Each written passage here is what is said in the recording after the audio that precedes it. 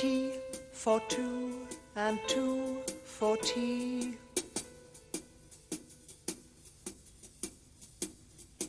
Me for you and you for me. Can't you see how happy we would be? You could raise a family, a boy like us, a girl like me. Can't you see how happy we could be?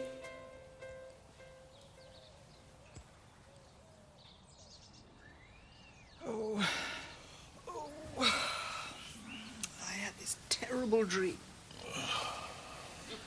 Oh, tell me I'm still dreaming. Gran, Philip fired himself. Don't they teach you any grammar at your school? Philip set fire to himself. He's over there. Philip? Philip? Philip, wake up! See, I told you, Philip fired himself. What happened? He was being a human cannonball. He fired himself off the bed. It's bouncier than his old one, and... Bosh, I'll show you. Philip? No. He must be unconscious. He can't seem to hear me. Philip, wake up! Right, let's get him to the hospital. Can I have his Mars bar? Georgia? Go away. Georgia, Philip's knocked himself out. He's woken up now, but we're going to take him to the hospital to make sure there's no permanent damage. You woke me up. Just for that. I need you to look after Jake. Take him with you. Oh, don't be ridiculous.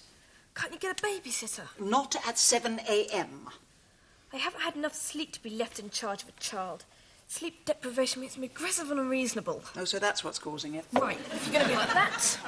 This is not a request. I'm telling you, I want you to look after Jake. I don't know how to. Then it's time you learn. This is an emergency. Oh, all right. Bring him to me.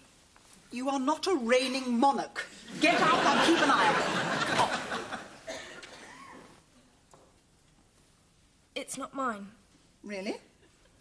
Mum used to have it on her bed.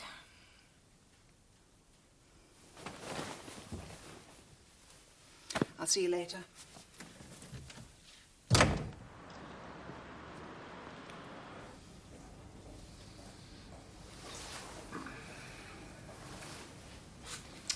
We didn't have to wait this long when you put the garden fork through your foot. Bleeding all over their lino. Always useful if you want to get attention. Perhaps it would hurry things up now if you opened a vein. Sorry to keep you. Someone hemorrhaged in the reception area. See, I told you. You have to bleed to get noticed around here. This is? Philip Prentice. And how old is he? 11. 12. 11 3/4. Thank you. Can you tell me what happened? Don't try to get up. Well... He was pretending to be a human cannonball, and he bounced off the bed. And he collided with the wall. With the door. The wall. No, one or the other. This is a very nasty head injury. That's why we brought him here. Were you there when it happened? Yes. No, we weren't. Well, we were in the house. We weren't in the room. Not in the room, But we were there soon afterwards. were you? I see. What does I see mean? Philip, can you remember how it happened? I just remember she was leaning over me, shouting. I wasn't shouting. I was concerned. I was anxious. Are you the parents? Grandparents. And where are the parents? Could we just have a word outside? Fine. Won't be a minute, Philip.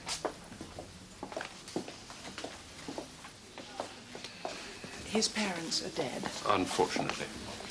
They were killed in a car crash. We were in France when it happened. When we got back, we discovered we were landed with... Responsible for... So you're his legal guardians? Not yet, but he's living with us now.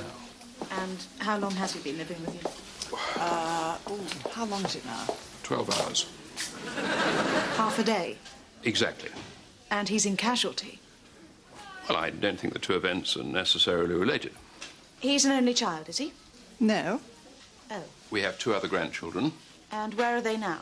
At home, of course. What age are they? Well, one of them's 7 and the other's... how old? 13. 13. And someone is in the house with them? No, we had to leave in rather a hurry. So you've left 2 children alone in the house? Georgia isn't a child. She's 13, going on 45. Legally, she's a child, and you've left her alone with a 7-year-old. Suppose something happens to them. Well, let's suppose it won't. Maggie? Excuse me, one moment. She thinks you've battered Philip and abandoned Georgia and Jake. We've battered and abandoned. Well, you can't blame them for being suspicious. I can if I like. The evidence is pretty conclusive. He's with us one night, and he's in casualty, and he's unconscious. Well, let's just take him home.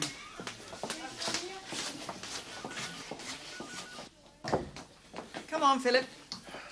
Don't feel very well. Well, you won't get any better lying here. Good morning. Goodbye, we're just leaving. I don't think it would be wise to move him just yet. Oh, don't you? Well, I do. I'm sure the young man won't benefit from being bounced about after his ordeal. He bumped his head against a wall, that's all. He hasn't been in a plane crash or a major war zone. Well, why don't we all sit down and have a little chat? What exactly are you doing here? Didn't I say? No, you didn't. I'm Ant. Aunt who? Aunt Tenor? Don't tell me, Aunt. You're a social worker, right? That's right. Oh, how nice.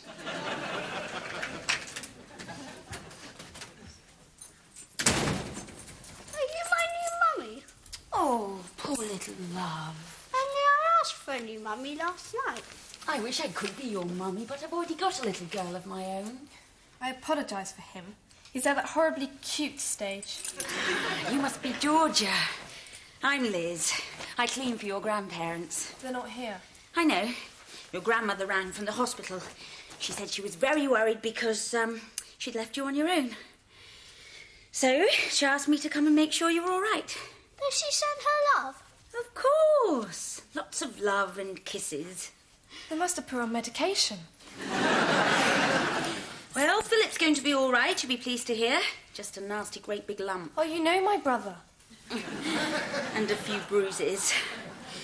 Now, let's get cleaned up. Do you need some help getting dressed, young man? Yes. Ignore him. He can dress himself perfectly well. Go up and get your clothes on. And make sure you put your trousers on the right way around.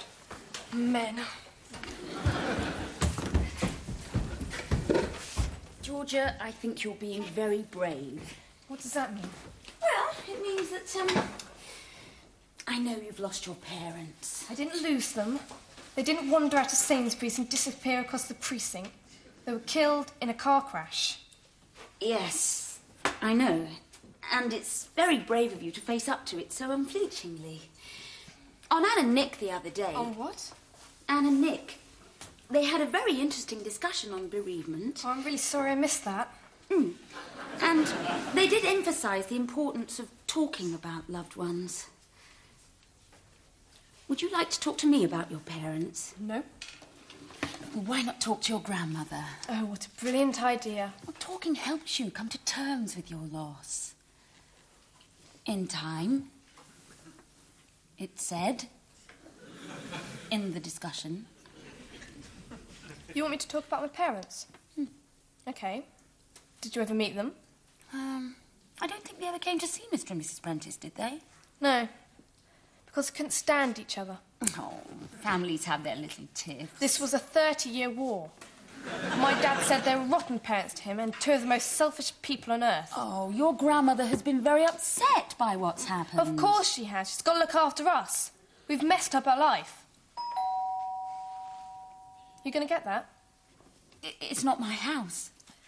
It's not my house either.